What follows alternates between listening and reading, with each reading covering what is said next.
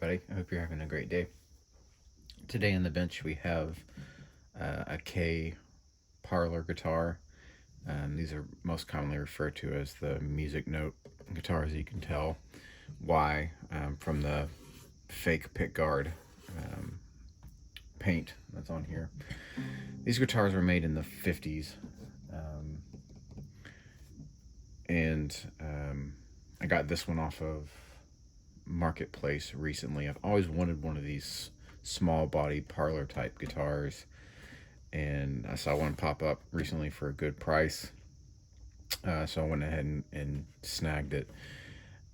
Overall, I will say decent condition on this. Um, the fretboard definitely needs some attention. It's a lot of dirt. The frets are in really corroded shape, but as far as I can tell, everything on here is original. So what I want to do is get this thing into some humidity. It didn't come with a case. The person I bought it from didn't really seem like they knew much about guitars, so it's probably just been sitting in a closet or under a bed for a long time. So I'm going to take everything off, including the neck. This is a bolt-on design, which will make disassembly pretty easy. So I'll get everything pulled off. I'll get some humidity into the body, and then we'll go from there. This should be a good guitar when it's done, so stick around.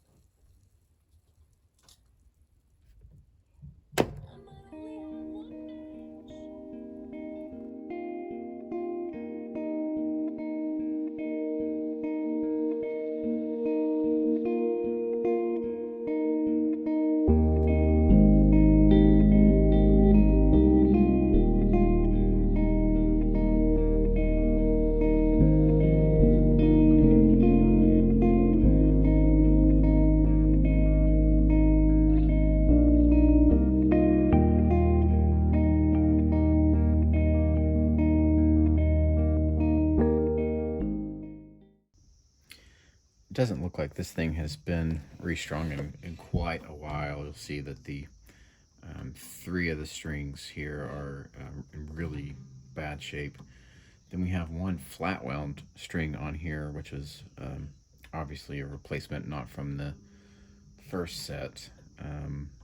But yeah, very weird. You can see there's a lot of wear marks, which we'll leave, but there's also a lot of dirt on the frets, which we will get cleaned up. I'm not going to do a full restoration on this per se. I'm going to do a sympathetic restoration, which is, you keep it in kind of the condition that it's in now, but you get it cleaned up and make sure that it's fully functional. The bracing on these, I haven't felt inside, but from what I'm able to tell so far, the bracing is in good shape. It doesn't look like there's any loose braces. There's no buzzing going on, and there's no separation on the sides. You can tell where the top and the sides meet. It's kind of wearing with the paint here, but honestly, I'm just gonna really leave that as is, but we'll get it cleaned up.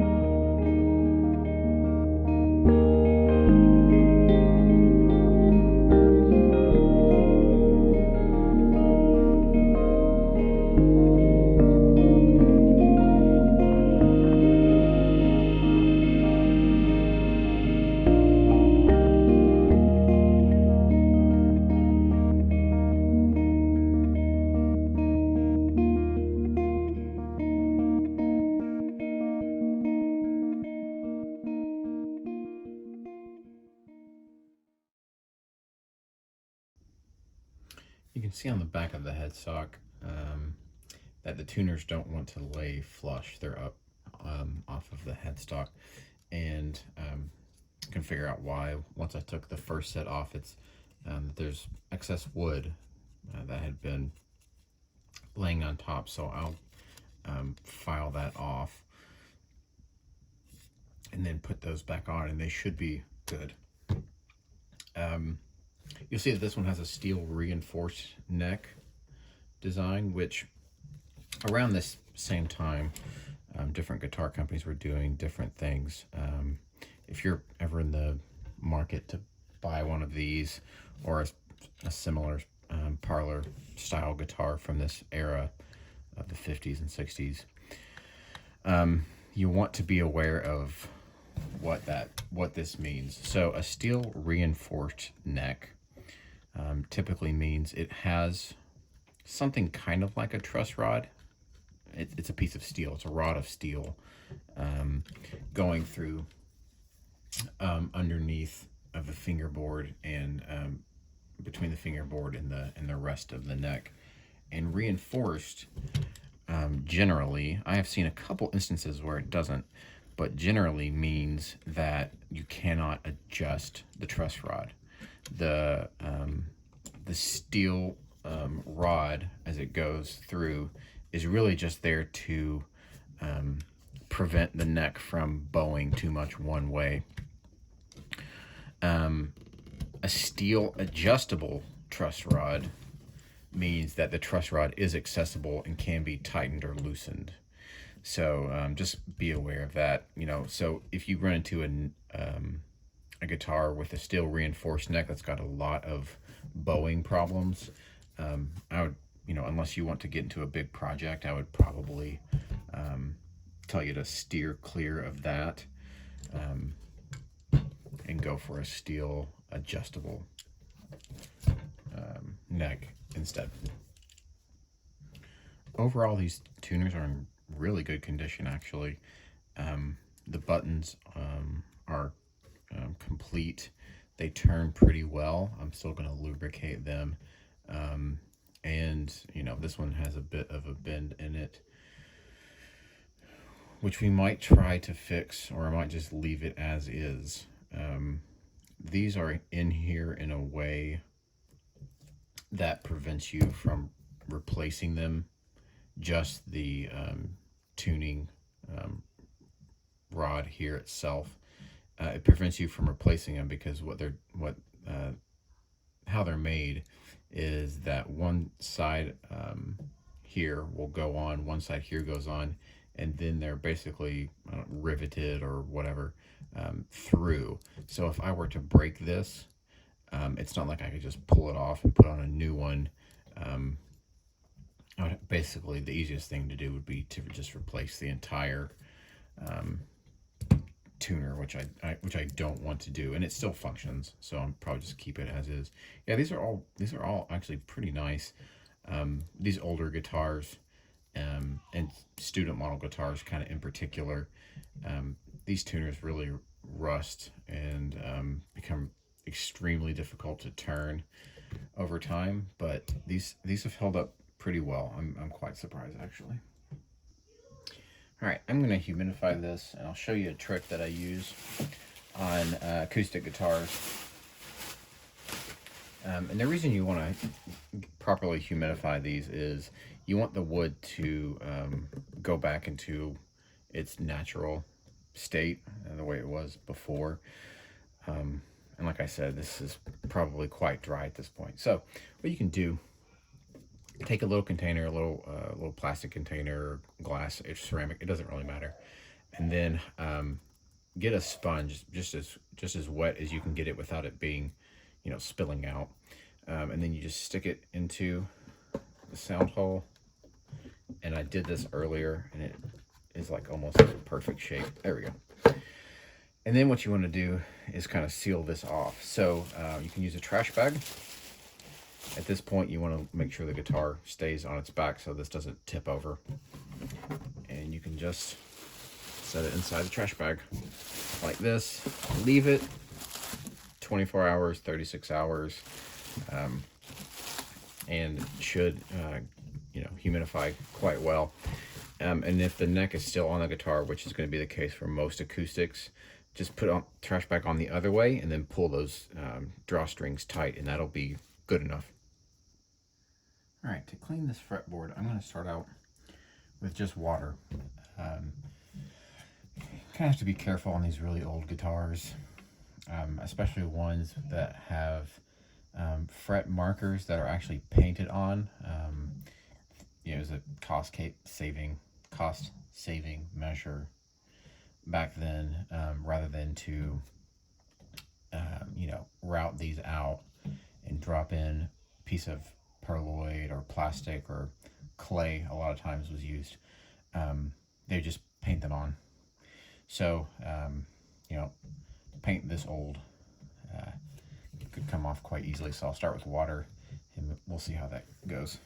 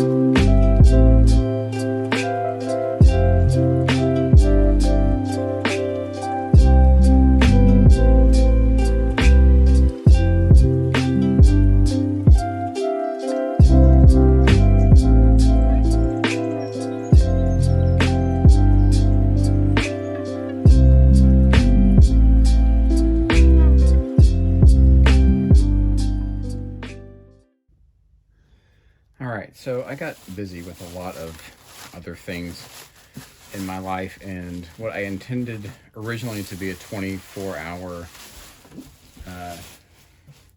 humidification ended up being about a week, which is, it's not a bad thing. It's not like you're going to over humidify a guitar and, grow mold inside of it or something. You'd have to leave it in there for quite a long time for that to happen. But what I'm going to do is just go ahead and clean up the body a little bit with some naphtha. I'll reattach the neck.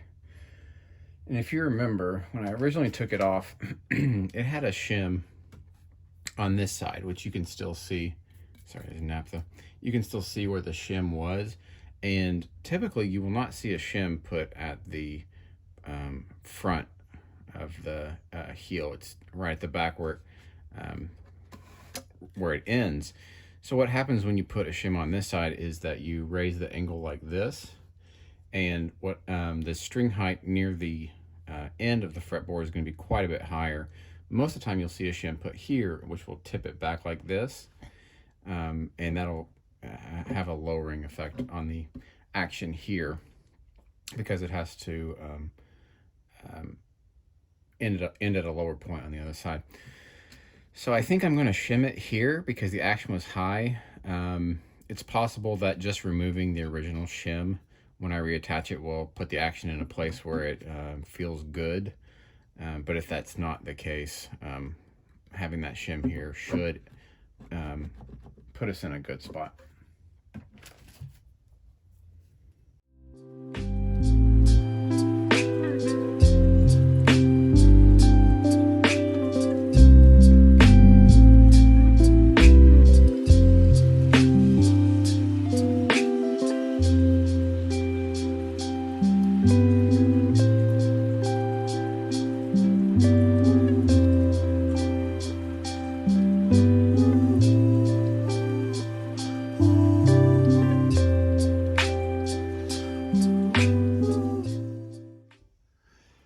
Getting ready to string this back up, and kind of call it done.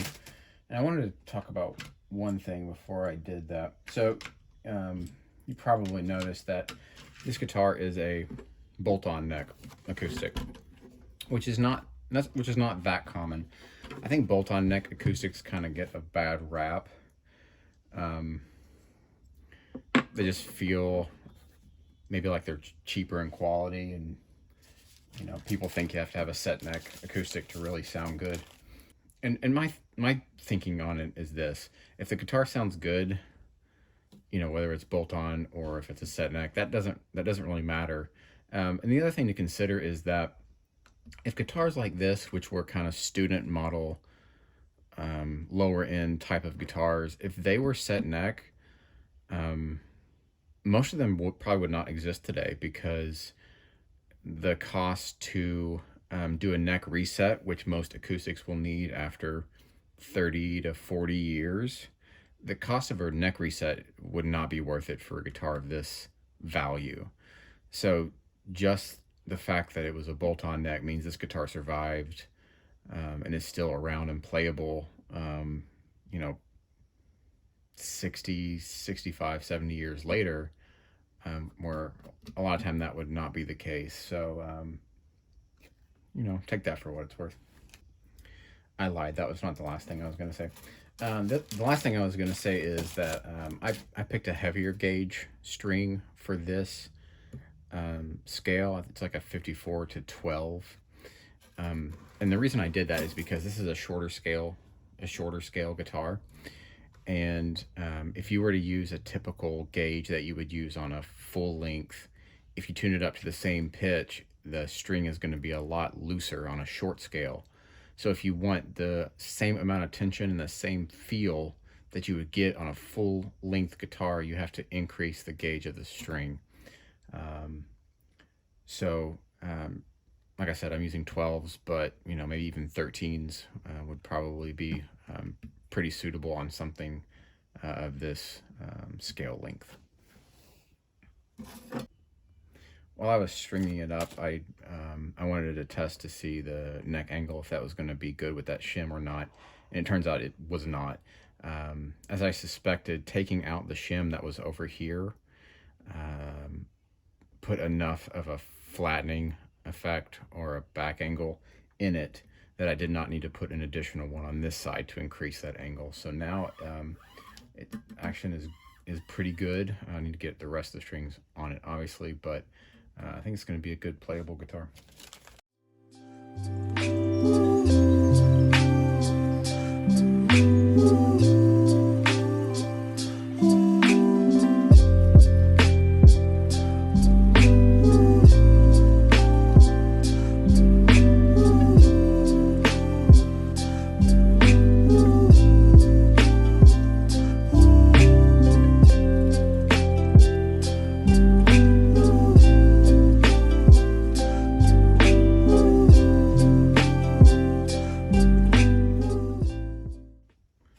All right, this is my fifth last thing before I wrap this up. If you are intonating or trying to intonate a guitar that has a floating bridge like this, it's easy to do because there's not much you can do. So what you can do is basically intonate the outside E strings, and you just kind of cross your fingers on everything else.